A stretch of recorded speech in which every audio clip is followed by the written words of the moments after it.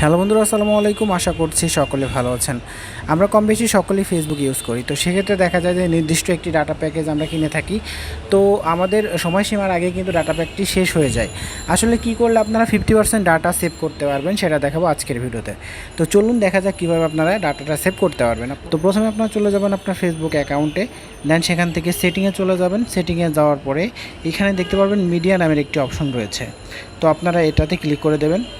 তো এটাতে ক্লিক করার পরে আপনার এরকম একটি অপশন চলে আসবে।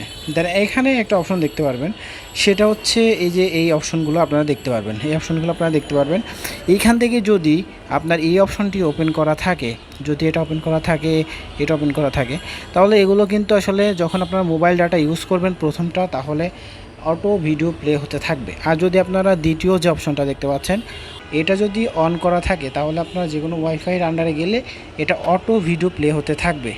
তো সেক্ষেত্রে আপনারা যে নিচে একটি অপশন দেখতে পাচ্ছেন, সেটা হচ্ছে নেভার অটো প্লে ভিডিও। কর্নারে দেখতে পাচ্ছেন টিকমার্কের একটি অপশন রয়েছে, এটাতে যখন ক্লিক করে এটাকে অন করে দেবেন, তখন কিন্তু আপনার আর অটো ভিডিও প্লে হবে না।